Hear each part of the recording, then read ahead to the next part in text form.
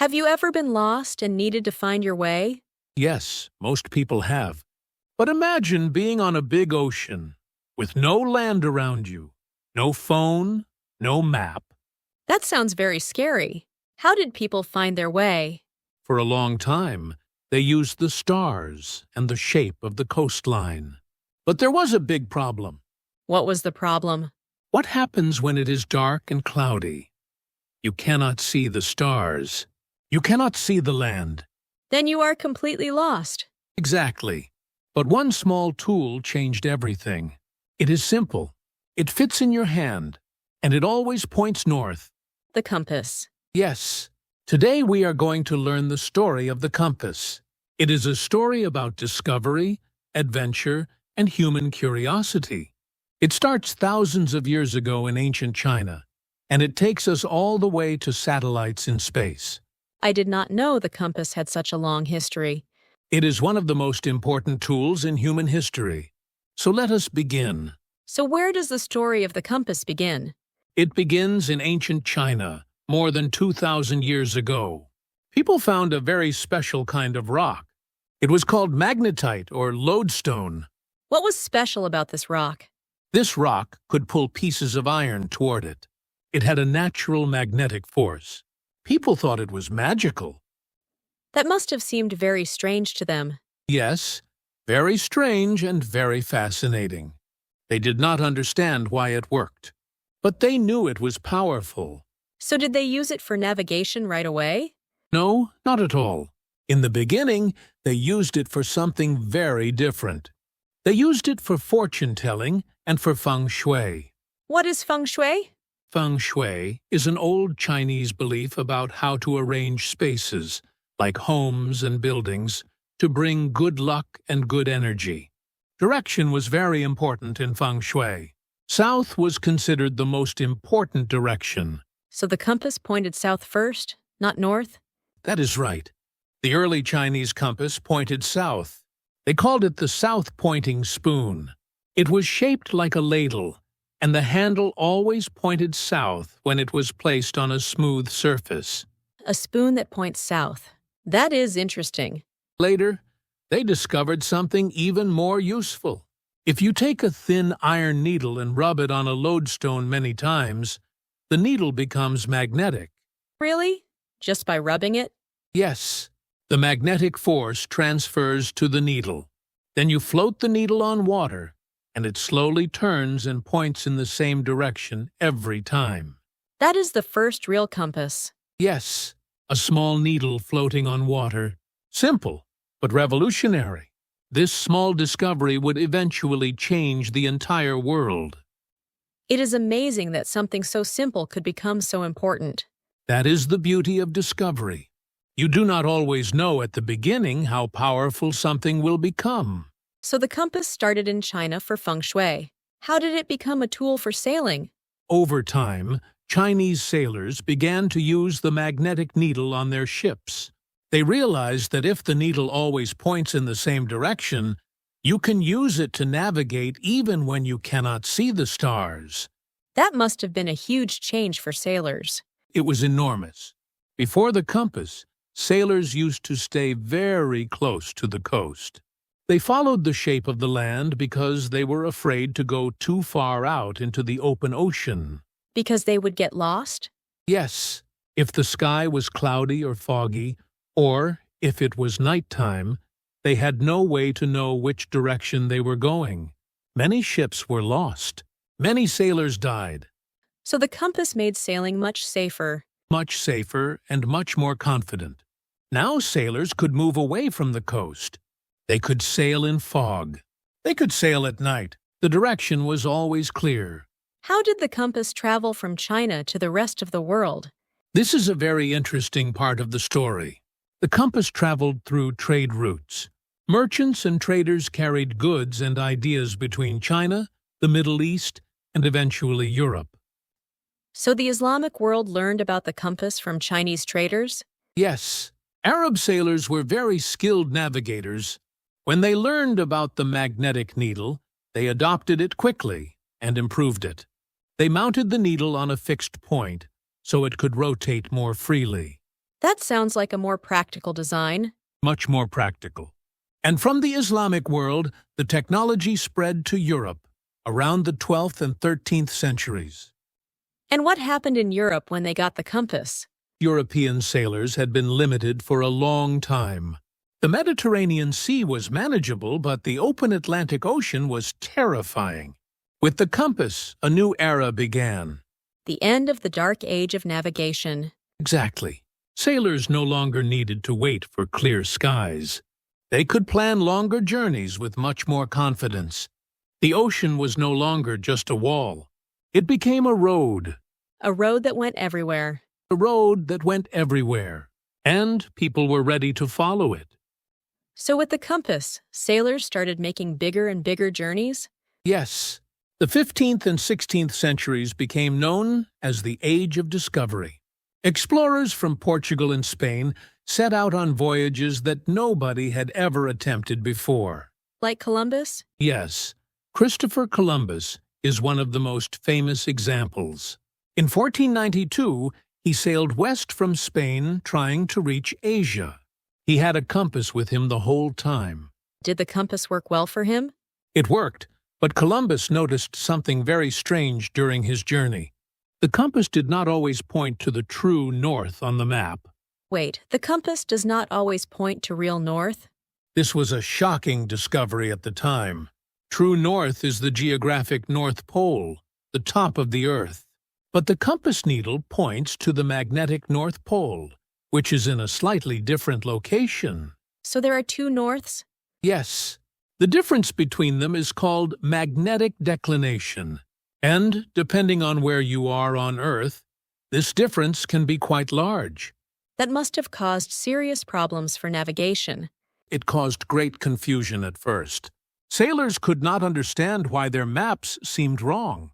Some thought the stars were moving. Some thought the compass was broken. But eventually they figured it out? Yes. Over time, explorers and scientists began to map the declination. They learned that the difference changes depending on your location, and they learned to adjust their navigation to compensate. So they corrected for the error. Yes, and this made their maps much more accurate.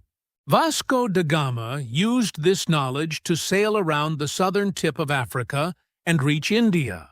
Magellan used it to lead the first expedition to sail all the way around the world. The compass helped draw the whole map of the Earth. In a very real way, yes. Every coastline that was mapped, every ocean that was crossed, every new land that was recorded, the compass was there. It was the foundation of all that exploration. Without the compass, those voyages would have been impossible. Almost certainly. The compass did not just help sailors find direction. It gave them the courage to leave the coast behind and trust the open sea. You said earlier that compass technology kept improving. What happened after the Age of Discovery? The next big challenge came with the Industrial Revolution. Ships changed dramatically. They went from being built with wood to being built with iron and steel. And that caused a new problem? A very serious problem. Iron and steel are magnetic materials. When a ship is made of metal, the metal itself creates its own magnetic field. And that magnetic field interferes with the compass needle. So the ship was confusing its own compass? Exactly. On a wooden ship, the compass worked reliably. But on an iron ship, the compass could be wrong by many degrees. That is extremely dangerous when you are in the middle of the ocean. How did they solve that problem? It took many years of research and engineering. One important solution was to place small pieces of iron strategically around the compass to balance the magnetic forces. This was called compass adjustment or compass compensation. That sounds very precise. It required very careful measurement and skill. Naval officers called compass adjusters would sail the ship in different directions and carefully measure the errors. Then they would position correcting magnets to neutralize the interference. That must have been a very specialized job. A very important one. A ship with a poorly adjusted compass was a ship in danger. Were there other solutions? Yes. The most important new invention was the gyro compass. This was a fundamentally different kind of compass. How does it work? The gyro compass does not use magnetism at all. Instead, it uses a spinning wheel called a gyroscope. When a gyroscope spins very fast, it resists changes in direction. And because of the way the Earth rotates, a gyroscope naturally aligns itself with the true North Pole. So it uses the rotation of the Earth itself? Exactly. No magnet, no magnetic field. Just physics and the Earth spinning on its axis. That is a completely different principle from the original lodestone compass. Yes, but the goal is the same. Find north. Stay oriented. The method evolved dramatically, but the fundamental purpose never changed. It is like the compass grew up and became something much more sophisticated. That is a very good way to say it. The simple floating needle became a precision instrument that guided battleships, submarines, and ocean liners safely across the world. And then technology kept going further after that? Much further. In the 20th century, electronics changed everything again. Engineers created digital compasses using tiny sensors called magnetometers. Are those the compasses inside our smartphones? Yes. The compass in your phone is a very small chip. It detects the direction of the Earth's magnetic field electronically and shows you which way is north on your screen. It is incredible that something so small can do that. And it is always with you. You never have to look at the stars or find a floating needle. You just look at your screen. But smartphones also have GPS. Is GPS the same as a compass? They are related, but different.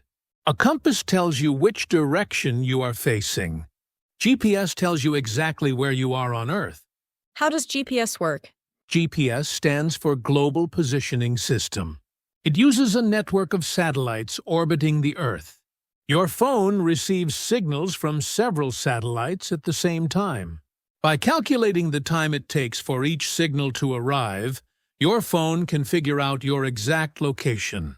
So the satellites are like stars in a way, just artificial ones. That is a beautiful comparison. Ancient sailors looked at natural stars to find their way.